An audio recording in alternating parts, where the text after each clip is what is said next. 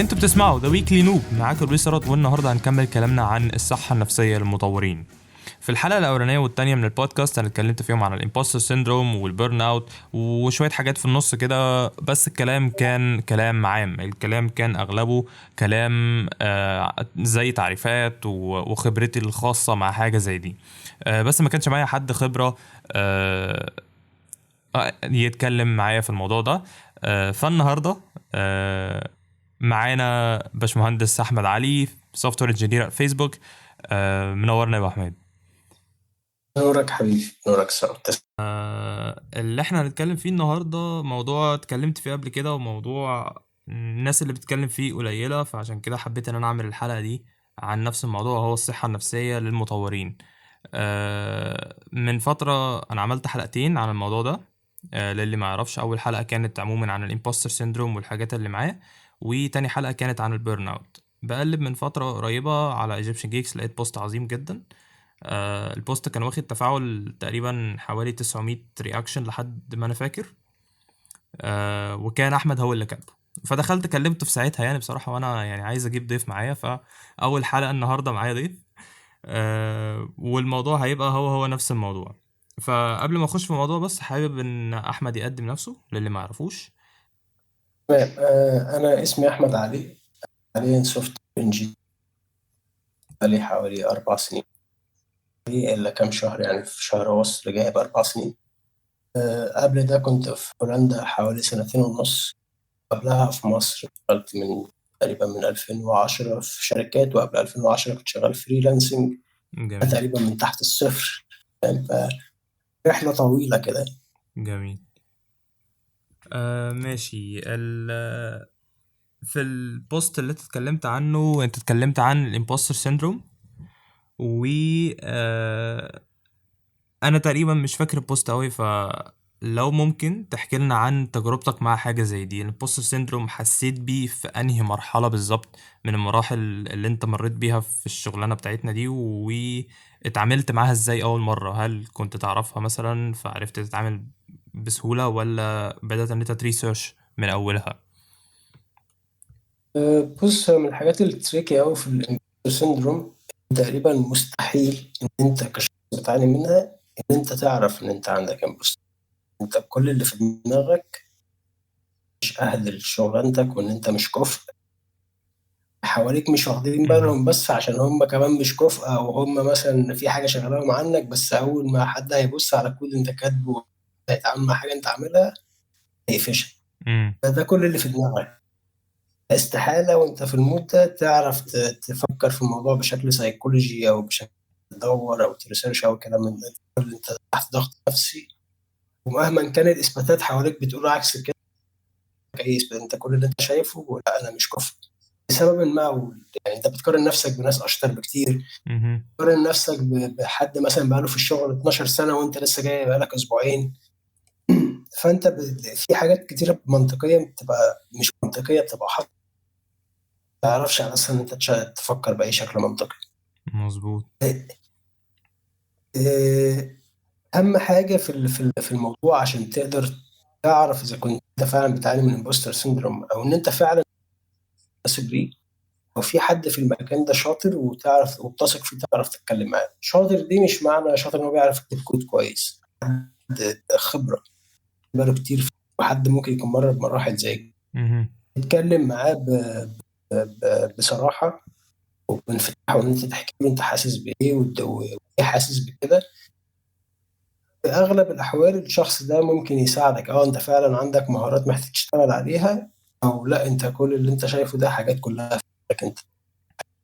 مهم. تجربتي الشخصيه، على تقريبا على مدار الكارير بعاني من الامبوستر سيندروم. كل شركه تقريبا ببدا فيها في اول مرحله بتاعت الرامب اب، حواليك كل الناس اللي الشركه اوريدي عارفه الكود بيس، فانت اللي بترامب اب، فانت اللي تقريبا اضعف واحد. مهم. خلال المرحله دي بتبقى على الاقل بالنسبه لي، كنت دايما شايف نفسي اقل من اللي حواليا، بس بتبقى حاجة مؤقتة جدا. خلاص انت بتعديها وبترامب اب، وبتبقى البرودكتيفيتي ليفل بتاعك بيبقى العادي، وممكن يبقى احسن من العادي، وبعدها خبرتك عن خبرة الناس اللي موجودة هي اللي بتفرق، فبتبقى سهلة. جميل. البيك حصل معايا لما جيت في الفيسبوك.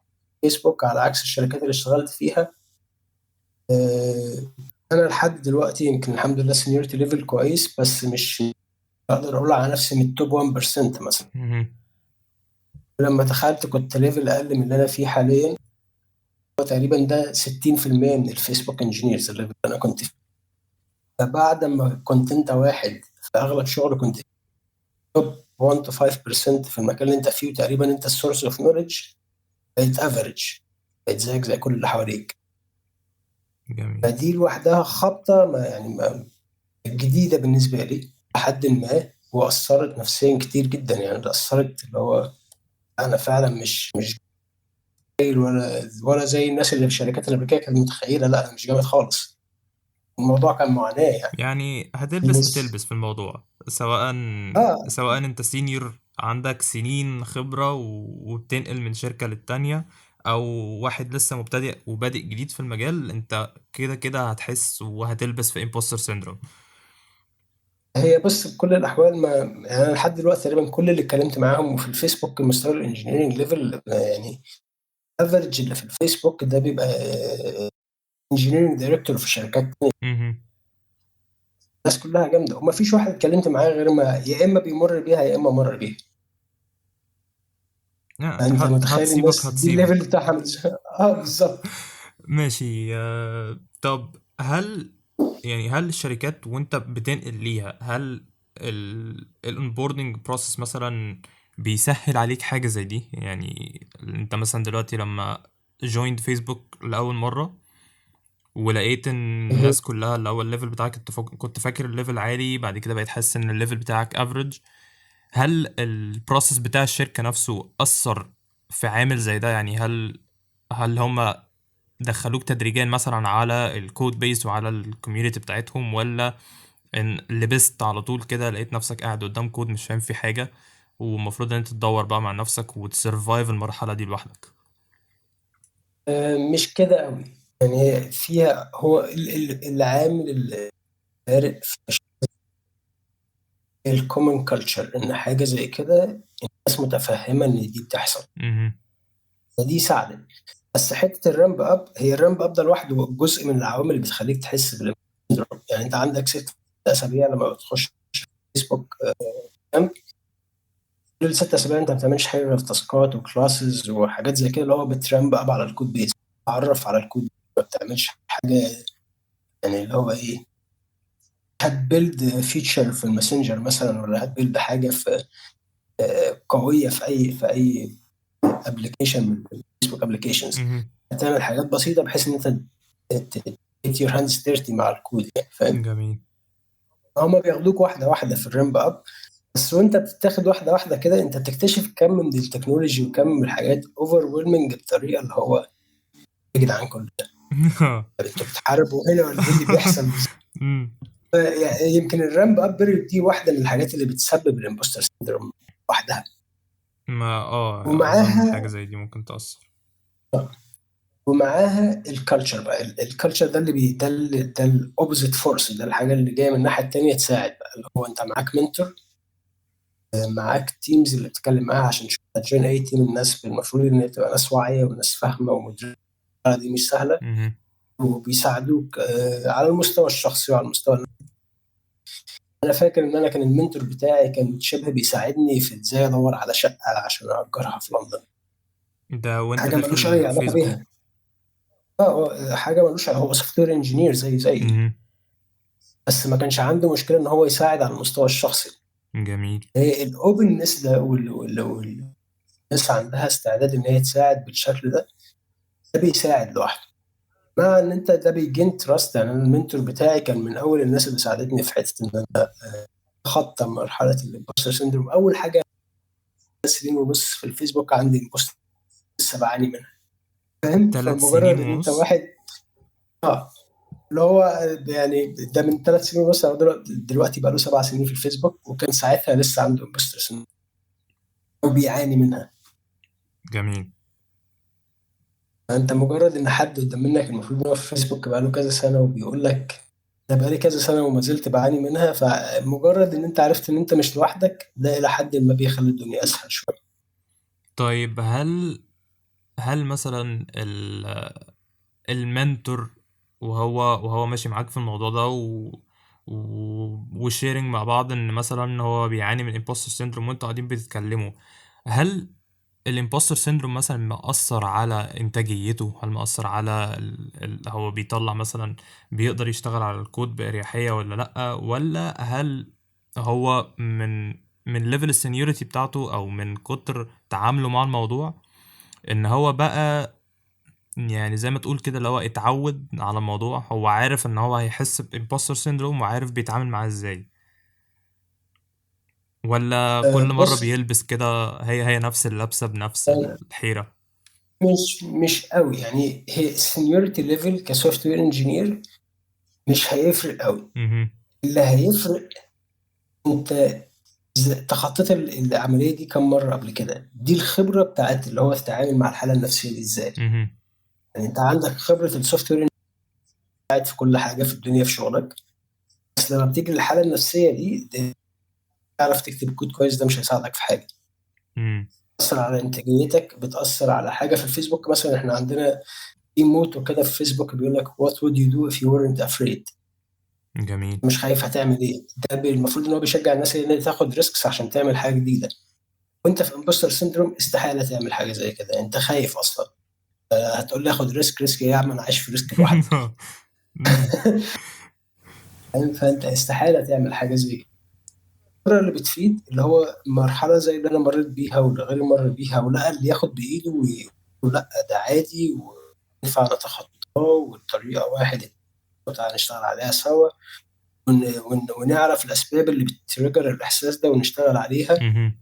دي الخبره دي اللي بعدها لما بتعدي تاني بالمرحله دي تبدا تريكول الكلام ده وتبدا تتعامل معاه بشكل احسن. هتفضل ليها، بس التاثير ده بيقل كل مره بتمر بيها وبتعديها. التاثير ده بيقل زي كل حاجه في الدنيا، جميل. ان الخبره ازاي تتعداها يعني. يعني انا عن نفسي في حوار الامبوستر سيندروم ده، يعني تقريبا ومش عارف يعني، هو انا تقريبا ما بخلصش منه. يعني جه عليا فترات فعلا انا حاسس ان انا عارف اللي هو ايه. يعني انا بعرف اشتغل وبعرف ابني اي فكرة تيجي في دماغي، ولو مش عارف ببنيها ازاي بريسيرش كويس جدا لدرجة توصلني ان انا عارف او اعرف ابنيها ازاي. بس برضه طول الوقت اللي هو ايه، لا انت بتعرفش تكتب سطرين كود، ما تضحكش على نفسك. لما حد يجي يسألني في حاجة، يعني عارف اللي هو ايه، بيطلع كده عفريت من فانوس، يقوم واقف قدامي كده، بس انت هتهبد ولا ايه؟ انت ما تعرفش حاجة، روح هات حاجة من جوجل. وحرفيا الموضوع يعني، الموضوع قل مع الوقت، وبقيت بعرف اتعامل معاه كويس شوية. بس تمام. برضه في حتة اللي هو ايه بقى، هو دايما موجود، ولسه انا ما اتحطيتش في environment جديدة زي اللي هو نقل من شركة للتانية مثلا، او step up، ان انت تطلع من شركة متوسطة لشركة كبيرة. حاجات زي دي انا لسه ما اتعاملتش معاها، ما اعرفش اصلا ايه الحاجات اللي هحسها او هشوفها قدامي لما اطلع في حاجة زي دي. فده يعني اظن ده من واحد من اهم الحاجات اللي المفروض يبقى واخد باله منها، الواحد يكون واخد باله منها، ان هو على الاقل هيحصل لما يحصل التشينج ده هيأثر نفسيا عليا، وان انا اكون مستعد له. اظن دي حاجة من اهم، يعني سيبك بقى من الكود وسيبك من الريسيرش والحاجات دي كلها، دي تقريبا اهم من ده كله. ان انا ازاي اتوقع حاجة هتحصل لي نفسيا، وازاي اتعامل معاها او اتعامل معاها ازاي. دي حقيقة. الحاجة يمكن أنا كل في الوسط من الحاجات اللي قلتها إن الجانب الإيجابي ده إنه كان دايما دافع ليا إن أنا أذاكر بشكل مستمر، حتى لو مذاكرة مش بدافع الشغف، هي بدافع إن أنا عاوز أخلص من الإحساس، مهم. أوصل للمرحلة إن أنا مستريح مع الحاجة اللي أنا بعملها دي عشان أبطل أحس إن أنا قليل. يعني انت لكن بالنسبة لك استغليت الامبوستر سيندروم في ان انت تذاكر اكتر، او يعني تقرب نفسك من المستوى اللي الامبوستر سيندروم بيقولك ان انت مش فيه. هي ممكن تقول ان انا استغلتها، ممكن تقول ان هي اللي استغلتني، لان هو الفكره انا عندي احساس هو احساس سلبي، وانا بدور على كل الطرق ان انا اخلص منه. فايه إمم، الطريقه اللي انا اعرفها وجربتها على مدار الكارير واشتغلت؟ ان انا اذاكر. إمم، بذاكر يعني انا في مدار الكارير كل حاجه عاوز اعملها فبقعد اذاكر لها، وبقعد اخبط واطبش يمين وشمال لحد ما اتعلمها.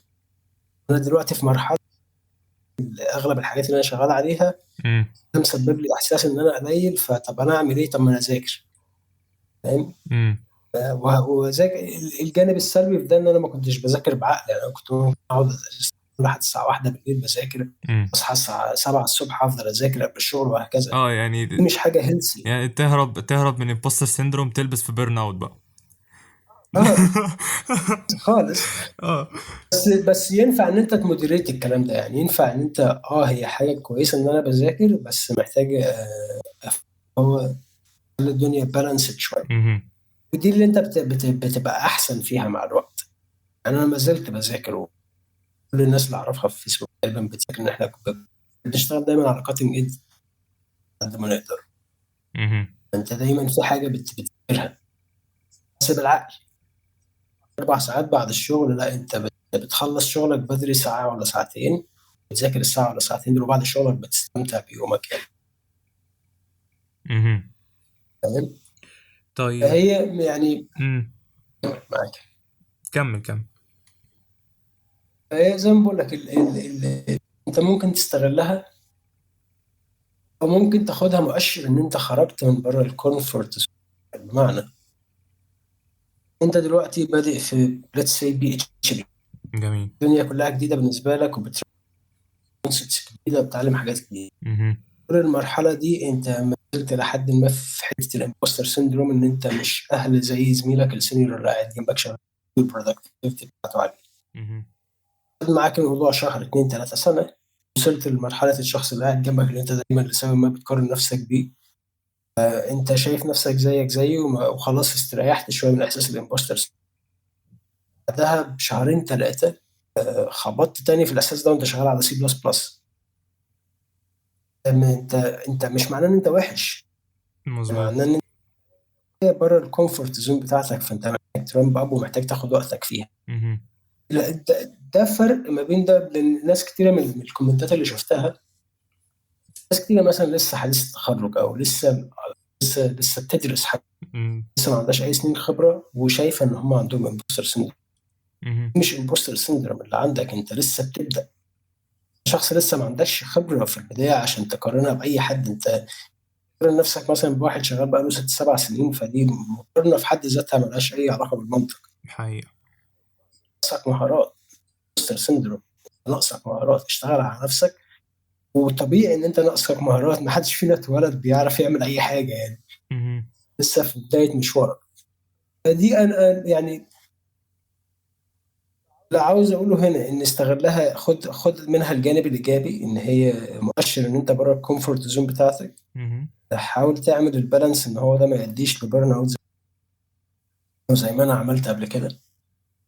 وفي نفس الوقت مش كل حاجه تقول دي امبوستر سيندروم وهتروح لوحدها، مفيش حاجه هتروح لوحدها من غير شغل. يعني أهم حاجة حاليًا بالنسبة مثلًا لواحد طالب، ودي فعلًا باشوفها كتير، اللي هو بيقارن نَفْسه. ويعني ليّا صديق ليّا حاليًا بيحاول يخُش في موضوع الsecurity وهكذا، والفكرة إن هو حقق يعني كَم كبير جدًا، دخل كذا CTF competition، خَد كذا badge وهكذا، واخد كذا حاجة يعني، بجانب الكورسات اللي هو ماشي فيها، ومع ذلك بالاقيه بيقارن نَفْسه بواحد بقى له 10 سنين في المجال. فالموضوع في حتة اللي هو أنا إزاي أصلًا أعرف ده imposter syndrome والّا أنا فعلًا ناقصني مهارات. يعني مش عارف، ما أظنش إن ليها standard معيّن اللي هو تعرف هل أنت imposter فعلًا، أو يعني عندك imposter syndrome فعلًا، والّا أنت ناقصك مهارات فعليًا. آآ والمشكلة الأكبر إن برضه زي ما أنت قُلت، اللي هو مش عارف أصلًا إن هو عنده imposter syndrome والّا عنده نقص خبرات، هو نَفْسه مش عارف حاجة زي دي، فبيلاقي أقرب تفسير اللي هو imposter syndrome ويالّا. ما ده الجانب السلبي بقى، ان انت تفسر كل حاجه على انها دي حاله نفسيه، فانا مش محتاج اعمل اي حاجه، هتروح لوحدها مع الوقت. امم. حتى لو هي الحاله النفسيه فهي مش هتروح لوحدها. يا لازم اما معاك تشتغل حد عليها. هيشتغل عليها، تعلم نفسك، يا اما معاك حد بياخد بايدك ويوريك الطريق ازاي والدنيا فيها ايه، ويحسس يعني، يحاول يهندلك شويه من الناحيه السيكولوجيه. مهم. او ان انت فعلا حد في البدايه ومحتاج كده كده تشتغل على نفسك، فانت اشتغل على نفسك. فهل حاجة زي دي بقى ممكن منتور هو اللي يلاحظ حاجة زي دي، صح؟ المنتور مش هيلاحظها، لازم انت تتكلم. يعني المنتور ممكن يحس ان انت out. اه، أو لكن لو اتكلمت بس مع المنتور بتاعك وقلت له ان انا حاسس ان انا مثلا مش عندي نفس المهارات، او حاسس ان انا يعني حاسس ان انا مش كفء الحاجة زي دي لتاسك زي ده او هكذا، فساعتها المنتور هو تقريبا الوحيد اللي قادر يشوف حاجة زي دي، او شخص اللي عموما هو مر بنفس هو التجربة. هو وشخص بره الدايره اللي انت فيه، يعني مش زميلك اللي انت بتقارن نفسك بيه. امم. زميلك اللي انت بتقارن نفسك بيه لما هتيجي تساله هو برضه هيقارن بنفسه. فانت ممكن يبقى ده شخص بقاله 20، بقالك سنتين بس، فهو برضه لما هيبص الموضوع بيقارن بنفسه. الا لو هو شخص لحد ما واعي ومر بالمرحله دي ويقدر يغلب، هو ما زال طرف في الدايره اللي انت بتتكلم فيها، فهو مش احسن حد. احسن حد يكون طرف بره الدايره دي، يبقى المنتور مش الشخص اللي انت بتقارن نفسك معاه، وغالبا يبقى احسن امم. تتكلم معاه، بحيث ان انت حتى تبقى انت قادر تفتح له قلبك قوي، وقادر تقول له انا حاسس ان انا ناقصني كتير، وان انا كفء للكلام ده، تبقى مستريح وانت بتتكلم ده. افضح نفسي. امم. محتاج مبدئيا تبقى صريح، وتبقى فتح على قد ما تقدر مع الشخص اللي انت بتتكلم معاه. ولو الشخص ده كان حظك حلو وهو حد اكسبيرينس، هيقدر يهندل الموضوع ده، وهيقدر يقول لك فعلا انت ناقصك، محتاج تشتغل على كذا وكذا، لان أنا لاحظت ان التاسكات دي المفروض بتاخد اسبوع، فانت بتاخد معاك شهر ثلاثه، او محتاج تشتغل على ده. امم. ممكن يقول لك هي بتاخد معاك ابطا من فلان، بس ده متوقع، لان هو مثلا وانت جونيور انجينير في التيم، ففي فرق اكسبيرينس في الموضوع. امم. وات ايفر، هيبقى عنده قدره ان هو يحلل الموضوع من غير ما يبقى منحاز لطرف على الاخر، ولا محتاج فكره على ده يعني. جميل.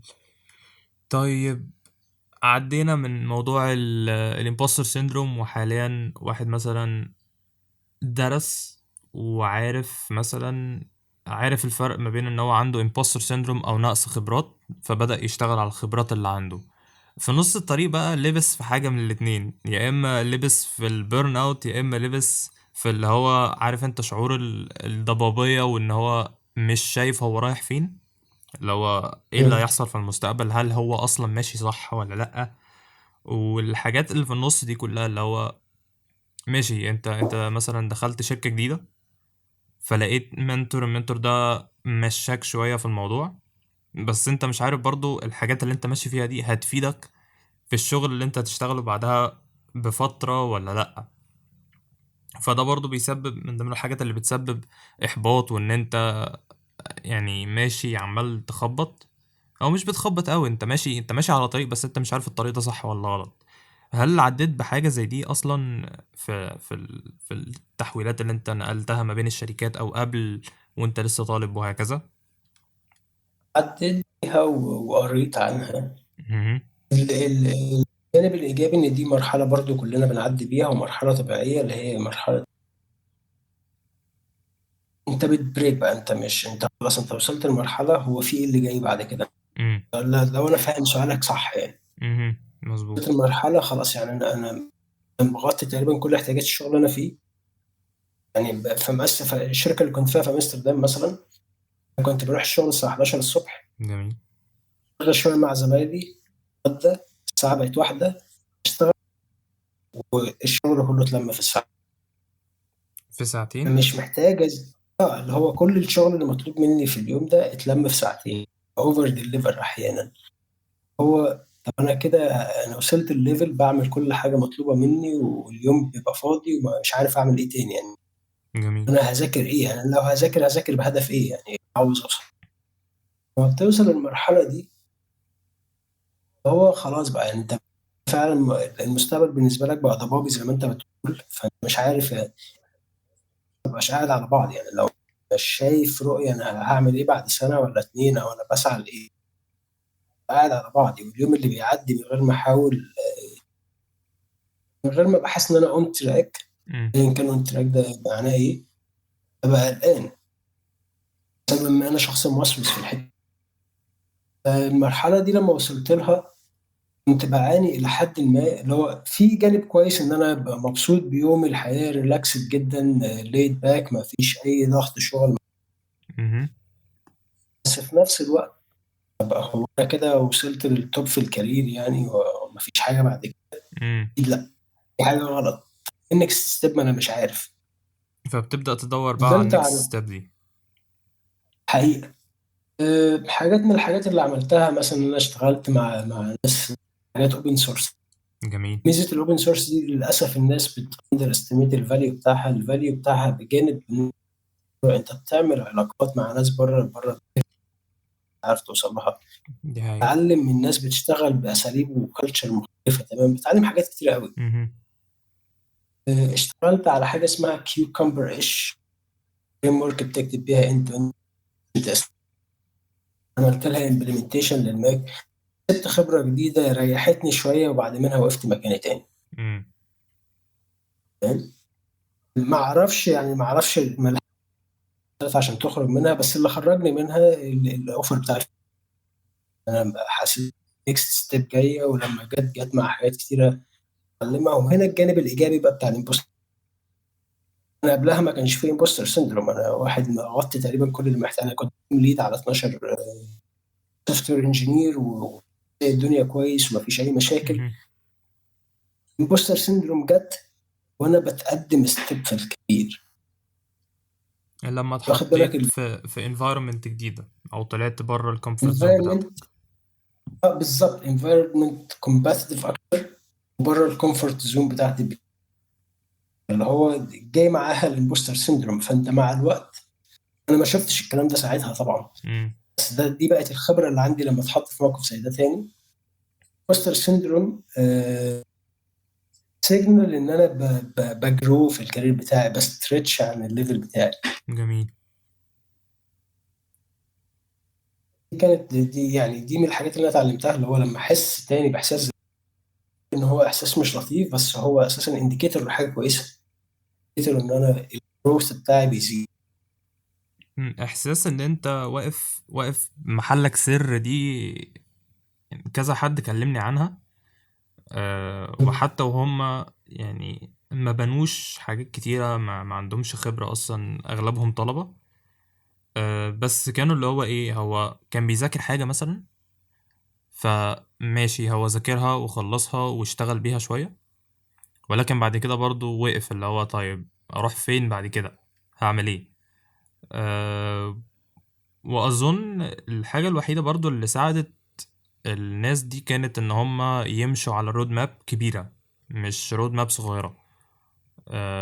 ودي من ضمن الحاجات برضو اللي ساعدتني، اللي هو انا كنت وصلت في مرحلة ما ان انا اوكي، انا دلوقتي وصلت في كومفورت زون ان انا بقدر اتعامل مع كل التولز اللي معايا دي وبقدر ابني بيها. بس في حتة اللي هي مثلا اللي هو ايه، يعني انا عايز تشالنج بقى، اللي هو اوكي بعرف استعمل التولز دي، لما هشتغل هستعمل نفس التولز دي طيب ولا هستعمل تولز تانية. فده كان دافع، اللي هو حتة ان انا واقف في كومفورت زون وخايف مثلا من المستقبل، ده كان دافع برضه ان انا ازود العلم اللي عندي، ان انا اذاكر اكتر. والمذاكره الاكتر دي بقى دخلتني في اماكن جديده بره الكومفورت زون، جابت لي امبوستر سيندروم. والامبوستر هو سيندروم قام ملبسني في حته اللي هو بقى يا تذاكر، يا هفضل معاك، ولو فضلت تذاكر فانا هجيب لك بيرن اوت. هي بص، هي تحسها ان انت راكب رولر ده كوستر. حرفيا. لما بتنزل انت بتنزل تحت، فانت بتزهق ايه، ممكن تمشي على، هو مش هيقوم واخدك فوق، فاللي هو لا، اه هموت، فاهم؟ تعالى بقى. فتبقى مرعوب. انت شغال طالع نازل كده. بس الفكره ان مع الوقت حتى في التجربة زي كده تاخد فكره ان انت حتى وانت طالع فوق كده انت مش هتموت ولا حاجه، انت اكسبيرينس هتستمتع بيها، وهتبدا مع الوقت دي تتعامل حقيقة معاها اه. وتاخد كل حاجه ايجابيه فيها. انت هتتعايش مع السلب اللي فيها، ميك بيس معاه، يعني اللي هو خلاص انت موجود وانا موجود ومحدش فينا هيمشي، فاحنا بقى خلينا نتعايش مع بعض بقى. اه آه، بس المثال اللي انت قلته كان مثال لطيف، يعني انت اشتغلت على تولز واتعلمتها كويس. حاجه من الحاجات اللي انا كنت باخدني دايما بره الكومفورت زون، لما يقول لي ياخدني طب التولز دي اتعملت ازاي، architecture اتعمل ازاي، مهم. حته معينه في الاي بي اي عاوز اشوف الامبلمنت. مجرد ان انت تفتح على نفسك الفتحه دي هتلاقي لا ده في بحر ورا الكلام دي ده لسه. دي يعني انا واحد زميل ليا برضو من نوعية الناس اللي هو بيحب يفتح كل حاجة دي، اللي هو عارف العيال الصغيرة اللي هو تلاقيه ماسك اللعبة وفتحها 100 حتة. بيحب دايما يعمل الحوار ده حتى في التكنولوجي. فلقيته في يوم قاعد فاتح السورس كود بتاع لارافيل. هو اصلا يعني لسه بادئ بيه، لسه بيتعلمه. ولقيته فاتح السورس كود بتاع لارفل. طب انت بتعمل ايه جوه؟ يعني انت ايه اللي طلعك جوه كده؟ لا. بس هي دي بتبقى البدايه لحاجه اكبر، هي دايما دي هي حقيقة. البدايه كده دي يعني. حقيقة لقيته بيقول لي يومها ان هو شغال، يعني بيحاول ان هو يفهم الانر workings بتاعت لارافيل، بحيث ان هو ما يفضلش في كومفورت زون اللي هو ايه، انا اتعلمت تول هستعملها في شغلي وخلاص بقى على كده وارمي. اللي هو بيحط نفسه، يعني مش عايز يحط نفسه في كومفورت زون من الاساس، هو عايز دايما يفضل بره الكومفورت زون بتاعته. وفي ولو جيت للحق امم انت شاب وانت صغير تحت الثلاثينات كده آه، ده احسن وقت تعمل فيه الكلام ده، يعني انت مش تعمل الكلام ده وانت عندك 50 سنه. امم ده احسن وقت تعمل فيه الكلام ده، احسن وقت تبقى عندك الصحه، انرجي ان انت تاخد هيتس قويه زي كوستر، تعرف تعافر معاها، لان انت وقت كل ما بتكبر في الكارير كل ما الانرجي بتاعك بيبقى اقل. كل ما الانرجي انت بيبقى لا. تستحمل وكل ان انت تستحمل حاجات زي كده بيبقى اصعب. انت وانت في البدايه خد كل الهيتس دي مع يعني، طبعا ما توصلش لمرحله البيرن اوت وتكره الكارير كله وتقول انا هروح افتح كافيه وابقى قاعد على الكارته والكلام ده. اروح ما افتح عربية توصلش كبدة بقى. للمرحله دي. بالظبط ما توصلش للمرحله دي، هو ده تقريبا حلم كل وانا انكلودد يعني. احنا هنفتح عربيه كده بتاع رمضان والدنيا بدل القرف بتاع بي اتش بي وسي بلس بلس ده، لا يا عم، راح اعمل لي سندوتشات احسن. يعني على قد ما تقدر وانت لسه في البدايه كده، ده وقت هايل ان انت تشتغل على نفسك، مهم. تاخد الحاجه، تلاقي انرجي عالي زي كده، ده احسن. جميل. في بقى نقطة، يعني دي من ضمن الأسئلة اللي الناس بعتتها لي، اللي هي keeping up with new tech. اللي هو انت قاعد، انت بالفعل اصلا دلوقتي في imposter syndrome مثلا، او عندك burn out، او لابس في حيطة سد شغال على حاجة مش عارف تعدي منها اصلا. وهوبا تلاقي مثلا الليد بيفكر ان هو يادوبت نيو تكنولوجي، او ان في حاجه جديده نزلت الشركات كلها بدات تشتغل بيها، او شركات كتيره كبيره بداوا يشتغلوا بيها. حاجه مثلا في الويب، من فتره ظهر ريكويل. ده لو انا فاكر صح يعني كان زي ستيت مانجمنت مع فيتشنج اي بي اي للرياكت. فلقيت الكوميونتي كلها تقريبا طالعين بيه السما. طب يعني كلكم هتستعملوه، ولا اسيب اللي في ايدي طيب، ولا اروح معاه ولا ما اروحش معاه؟ والموضوع يعني الموضوع بيزود حوار الامبوستر وبيزود البيرن اوت. اللي هو ماشي، انا حتى لو حاطط رود ماب وماشي فيها وواقف مثلا او بكمل في حاجه بره الكومفورت زون، الاقي الكوميونتي رايحه ناحيه حاجه تانية خالص، وانا ماشي في طريق اللي هو تقريبا انا الوحيد اللي ماشي فيه. فهل برضو آه، وانت شغال حصل حاجة زي دي؟ بيحصل، بس الهاندلنج بتاعها اللي بيختلف. كان في مرحلة المراهقة، امم في مرحلة إن أنت ماتيور بتاع الصوت حاجات بيقطع زي بس. بتعرف إمتى. أوكي، كده الصوت أحسن بأي حال من الأحوال. اه كده جميل. اللي كنت بقول لك خلينا نحط الموضوع كليفلز في مرحلة المراهقة في الشغل، امم في مرحلة كبير انف تعرف تحكم على الحاجة. جميل. مرحلة المراهقة اللي هو بتوصل لمرحلة كل تكنولوجيا نازلة جديدة، أو كل، خلينا ناخدها حتى على سكيل أقل شوية، كل ديزاين باترن تتعلمها امم أنت مش بتحطها في مكانها، أنت بتدور لها على مكان تحطها فيه. يعني أنت مش بيبقى عندك مكان مثلا، يعني خليني أقولها لك إزاي. أنت بتكتب بيس أوف كود جديدة، جميل. أنت مش بتبص للبروبلم اللي أنت بتحاول تحلها، بتحاول تبص تلاقيها مثلا قلبت داخلة على شكل بتاع ديزاين باترن أنت عارفه. مش ده اللي بيحصل في مرحلة المراهقة. امم بيحصل إن أنت اتعلمت مثلا اسمها فيزيتور، فبتقوم رايح بس على الكود بتاعك كده، هو انا ينفع استخدم الفيزيتور؟ فاهم؟ واحيانا ما بتلاقيش فبتحطها في اي حته. امم دي مرحله المراهقه، ودي بتطبق على حاجات مثلا زي الفريم وركس الجديده، التكنولوجيا تشوفها الكوميونتي رايح ناحيتها فبتجري وتدور، طب دي هنستخدمها في شغل ازاي. امم ده ابروتش غلط. بنسبه 99% اقدر اقول لك ده ابروتش غلط. الابروتش غلط. اه، ان هو انت بتعمل حاجه جديده فبتحاول تشوف طب انا اخد الحاجه الجديده احطها في الحاجه اللي عندي ازاي. امم مش صح. صح اللي هو مثلا كمثال بسيط، احنا في فيسبوك لسه شغالين باوبجيكتيف سي مثلا للموبايل للاي او اس، امم طالعه بقى لها ست، بس ما عندناش اسباب كتيره بتخلي الاختيار ان احنا نستيك مع اوبجيكتيف سي احسن بكتير من ان احنا سويفت سويتش. جميل. مع ان المفروض ان احنا فيسبوك واحده من الشركات العالميه في التكنولوجيا بتشتغل بالقطع من الجميل ده، امم بس في اوقات الاختيار الصح مش ان انت تاخد الحاجه الجديده.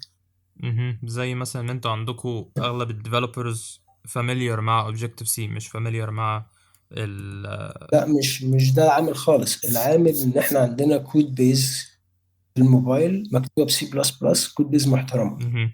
كبيره. سويفت مش هتشتغل مع سي بلس بلس. لما تكتب رابر لير بين الاثنين، مهم. بلس بلس سويفت مش قليل، وهيبقى المينتننس بتاعته عاليه جدا. والكومبايل تايم بتاع سويفت ابطا من الاوبجكتيف سي في حاجات كتيره بعيدا عن الفاميليا. احنا السوفت وير انجينيرز عندنا حيتان، يعني هتقول لهم هنكتب 3 ايام وكل واحد يبقى فاميليار سويفت دي بتعمل ايه من اول لاخر. مهم. دي مش ازمه، بس في حاجات في البروجكت نفسها بتخليها من البرودكت برسبكتيف ده مش احسن اختيار تكنيكال ان احنا نعمله. جميل. ممكن نعمله بشكل تدريجي مع الوقت، ان احنا نعرف وبيحصل. في عندنا انيشيتيفز كتيره ان احنا بناخدها بشكل تدريجي والموضوع ماشي. العكس بقى لما بتبقى في فترة المراهقه، هو سويفت يو اي نزلت شكلها جميل، يلا بقى البروجكت ده نستخدم فيه سويفت، يعني ارمي بقى اللي احنا عاملينه ده كله ولا نحط سويفت يو اي، او ارمي اللي احنا عاملينه ده كله تعال نستخدم لارافيل. فساعتها التكنيكال ديسيجن بيبقى مبني على كذا عامل. التكنيكال ديسيشن في المرحله دي مش مبني على اي حاجه غير ان انت عجبك شكل الاي بي اي الجديد او شكل الفريم ورك الجديده، مش مبني على اي حاجه سليمه. المفروض التكنيكال ديسيشن يتاخد على اساس ده برودكت في الاخر ولا لا. مهم. ممكن يخدم البرودكت من حيث المينتابيلتي بتاعت الكود اسهل، مهم. الانجينيرنج افشنسي الناس بتطلع كود بشكل اسرع، ستيبل اكتر. في عوامل تانية تكنيكال بتسيرف البرودكت. لو الكلام جميل. ده بيتحقق ادابت تكنولوجي جديده، ما هي تكنولوجي جديده معموله عشان كده. مهم. بس لو الكلام ده مش هيتحقق، مش هروح اجري ورا تكنولوجي كوميونتي بيستخدمها، ده مش سبب كافي. مهم. يعني احنا لو خدنا حاجة زي دي، آه، يعني لو خدنا فكرة ان الشركات بيبقى قدامها عوامل غير العامل اللي الشخص اللي بيتعلم ده شايفها قدامه. يعني مثلا الشخص اللي بيتعلم مش شايف اي عوامل غير ان مثلا في تكنولوجي جديدة طلعت، مهم. الايكو سيستم كلهم فرحانين بالتكنولوجي، فبيبدأ يتعلمها. دي اصلا كريتيريا غلط في حد ذاتها، ان انت تشوف نفرق بين حاجتين، يعني ايه. نفرق بين نتعلمها ونستخدمها. نتعلمها حاجة كويسة، مهم. نستخدمها تمام. فأنت تتعلم الجديد دي حاجة هايلة، مهم. تتعلم عشان أنت عاوز تكيب يور سيلف أب تو ديت، دي جميل. حاجة هايلة. استخدامها دي ده سؤال تاني، است- استخدامها ليه عوامل تانية. استخدامها ليها عوامل تانية. مم، طيب في أنا تقريبا فتحت أسئلة أكتر من ما جاوبت سؤال، صح؟ آه، هو في بقى حتة اللي هو المواضيع دي كلها، هل مثلا ال productivity بتاعتنا بتقل بناء على الروتين اللي احنا ماشيين عليه؟ يعني في ناس سألوني اللي هو احيانا مثلا لما بيصحى بدري او بيخلي الروتين بتاعه بيخلص الحاجات بدري الصبح، بيبقى productive اكتر، بيلاقي ان الشغل اللي مطلوب منه بيخلص بسرعة اكتر. فهل حاجات زي دي، هل مثلا لو انت الشركة فرض عليك ان انت تشتغل مثلا في فترة انت مش مستريح فيها، هل ساعتها الغلط مثلا او يعني العبء الاكبر هيبقى جاي من ناحية الشركة ولا من ناحيتك انت، ان انت متعود مثلا تصحى بدري والشغل بالليل؟ أه، بص، هو فكرة شركة تاخد عليك وقت معين في حد نفسها دي culture. الصوت قطع. كده أحسن. مهم. بقول لك فكرة إن أنت شركة تفرض عليك أه وقت معين تشتغل فيه، حد ذاتها culture، مش المفروض تبقى enforceable، تبقى تفكر في إن هي كجايد لاين يعني. أنا أغلب الناس اللي موجودة في الأربعة، في ناس ينفع تيجي قبل كده مهم. وفي ناس ينفع تقعد بعد كده، بس لازم نبقى كلنا متواجدين على الحاجات مع بعض، نبقى آه كلنا موجودين. هو ممكن بس تعيد اخر نقطة دي، عشان الصوت عمال يقطع sensitivity مش عارف ليه. بص، هو في مشكلة في حتة إن إن الشركة بتستريكت في المواعيد، مم. في حد ذاتها كالتشر واحد يراجعها شوية. شغلتنا بالذات ملكش أي معنى إن عندك قاعد لك في الآخر الشغل بيطلع أفتر. لو هتقعد أو الشخص يقعد 8 ساعات بيطلع مهم. إيه بقى؟ ممكن يبقى بينهم ميتينجز جديدة وست ساعات شغل أيا كان، بس أنت في الآخر مش فارق معاك ستارت وإند تايم، أنت فارق معاك النت اللي يفرق معاك. مهم. ده بشكل عام. اتكلم بقى عن يصحى بدري والشغل بيقعد متأخر. الكيسز اللي شفتها الحاجات زي كده، الناس بتحاول تخلي يبقى في كومن اورز مهم. الناس كلها تبقى موجودة فيها، عشان لو محتاجين يبقى في كولابريشن ما بين التيم، في ميتينجز، في أي حاجة زي كده، يبقى في مواعيد معينة وفي عدد ساعات معينة مهم. الناس مع بعض في المكتب. اللي قبله واللي بعد ده بيسيبوا للناس تتصرف براحتها. يعني اللي بيحب يجي متأخر يجي، يعني مثلا آخر شركة الكومن اورز بتاعتنا من 12 ل 3 تقريبا. مهم. في ناس بتيجي بعد لحد الساعة 8 الصبح، في ناس بتيجي الساعة 12، ناس بتمشي الساعة 4 وناس بتمشي الساعة 8 بالليل. دي حقيقة ده كله ما كانش فيه أي مشاكل. كان الأهم حاجة كلنا متفقين على مبدأ إن إحنا من 12 ل 3 لو محتاج حاجة من يبقى موجود، لو في الأمان يبقى أنا موجود. جميل. دي كانت من وجهة نظري كان أكتر موديل فليكسبل ناس، وبيخلي كل واحد يختار الوقت اللي يشتغل عليه. وفي ناس بيحبوا يصحوا بالليل، وفي ناس بتحب تشتغل بالنهار. مهم. ينفع تنفورس كل الناس تبقى ملتزمة من 9 ل 5؟ يعني من الأحسن عموما من ناحية الشركات بقى، من ناحية مثلا المانجرز نفسهم، إن هم ما يحاولوش يفرضوا حاجة زي مثلا حاجة زي الروتين نفسه ما يحاولوش يفرضوه على الديفلوبرز اللي عندهم.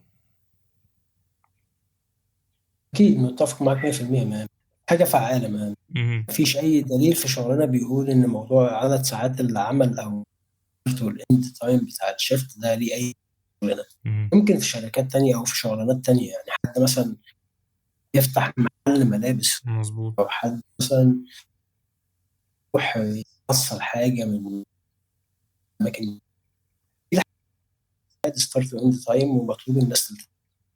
شغلتنا ما فيش كده، شغلتنا الموضوع مختلف شويه. جميل. ما اظنش ان في حد سألني اي حاجة تاني يعني. ما فيش تقريبا حاجة تاني.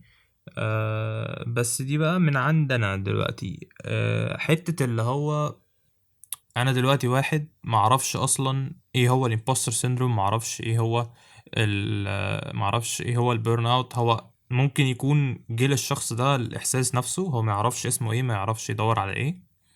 آه بس هو شغال في شركة، والشركة دي ممكن يكون فيها منتورز عارفين الموضوع ده. فهل يعني انا عن نفسي مؤمن ان الشركة نفسها برضو المفروض الشركات توعي الموظفين اللي عندها بحاجة زي دي، او حتى لو حطوا مثلا صورة وعلقوها على الحيطة، يعني حرفيا ده البير مينيمم اللي هو حاول على الاقل تعرف الشخص اللي عندك ان هو لو بيمر بحاجة زي دي فده على الاقل اسمها. دي حاجة كلنا بنحس بيها. هل انت عندك نفس يعني نفس الاعتقاد اللي هو المفروض الشركة تبقى من ضمن العوامل التوعية بحاجة زي دي، هي من ضمن الحاجات الأساسية اللي طبعا بتوعي بحاجة زي دي؟ طبعا دي خلينا نبقى واقعيين. احنا عندنا في مصر ما زال في شركات اللي منهم طول الشغل واحد بيته انت رايح تنام. يعني في شركات ما زالت بتتعامل مع الناس بالشكل ده. شركه اشتغلت معاها في مصر حرفيا هو بيهاير ناس من بره القاهره عشان يجيبهم يحطهم في سكن مختلف جنب الشركه، بحيث ما يبقاش وما فيش تلفزيون حتى في السكن، بحيث ان ما فيش اي حاجه يعملوها غير ان هم يصحوا يروحوا الشغل. مهم. ده كان استراتيجي بتاع الهايرنج بتاعه، ما كانش حاجه. مهم. فانت ما زال عندك الناس اللي بتفكر بالشكل، الناس اللي بتفكر بالشكل ده لا هيهمهم انت بتبرن اوت ولا هيهمهم انت عمرك. لما لازم نمانج هو الشركات عايزك في من مصر الآخر تيجي للاسف مش 8 كده. تروح 4. ما آه، يهموش بقى. بس كده في ناس عايزه اكتر من كده، في ناس عايزه تشتغل، عايزاك تشتغل 16 ساعه في يعني اليوم. انت ما تعرفش ان انت ابن الشركة آه. ولا ايه؟ انت حبيبنا واحنا اسره في اه. بعضينا وفي الاخر تبعك. وفي حاجات بتحصل للاسف مش كويسه. مم. احنا لازم نمانج الاكسبكت، بغض النظر بقى عن الناس اللي بتشتغل غلط بالشكل ده وبتعبد الناس. للاسف انا اسف في الكلمه، وبتتعامل مع طلاب اكاديميه. مم. الشركات المحترمه طبعا ده عادي جدا. احنا عندنا في الفيسبوك مثلا انت ماشي المكتب فيه بوسترز اوكي تو نوت بي اوكي مثلا، مم. وحاجات تانية في اماكن لك ان احنا عندنا ناس بتاعت هيلث كير، انت الهيلث كير ممكن تريتش اوت ليهم على ايميل كذا. انشيتيفز تانية بيزا الله حاجات زي كده. مم. هو مدركين ان في عامل نفسي للموضوع. احنا بشر، مش انت مش اي اي ماشين بتطلع حاجه وخلاص على كده. انت انسان وفي عوامل كتير، عوامل شخصيه وعوامل في الشغل، في حاجات كتير بتاثر عليك. جميل. طبيعي الشركه تبقى بتلوك افتر ريفيو، يعني دي حاجه مش غير تبقى متوقعها او متخيلها. بس في مصر الواحد هي في بره مصر برضه عشان الواحد يبقى فير في شركات بره مصر برضه مش. مهم. جميل. مفيش احنا كده تقريبا اتكلمنا عن الامبوستر سيندروم، واتكلمنا عن البيرن اوت، واتكلمنا عن فقدان الرؤية المستقبلية، ان انت مش شايف انت رايح فين، و... وكذا حاجة في النص. تحب تقول حاجة في الآخر قبل ما نخلص؟ مش كتير يعني. انا كتبت تقريبا كل حاجه كنت عايز اقولها قبل كده. لو في اي حاجه اقولها في ايجاز اللي هو يعني شغلتنا تستحق حاجه، شغلتنا كويسه وتستحق معاها من الوضع يعني. فما تاخدش اي حاجه من دي على اساس ان هي تحبطك او حاجه تخليك تصرف. كل شغلانه في الدنيا ليها توابعها، وجزء من توابع شغلنا، بس مع الاختلاف ان احنا شغلتنا لو انت بتحبها شغلانه بتباي باك يعني. مهم. بس وربنا يوفق الجميع. يا رب. نورتني يا احمد، والله يعني انا مبسوط بالحلقة دي. آه رئيس. لو حد عنده اسئلة يقدر يبعتها لي على الفورم، وان شاء الله هحط اللينكس بتاعت البوست بتاعت احمد اللي اتكلم فيها عن الصحة النفسية كلها، هحط البوست كلها بتاعته اللي على ايجيبشن جيكس. آه ان شاء الله برضو الحلقة الجاية هحاول اكمل كلام عن الموضوع ده، لو احمد معايا فيها برضو هتبقى حاجة جميلة جدا. آه ربنا يسلمك. شكرا ليكم، نشوفكم في الحلقة الجاية، السلام عليكم.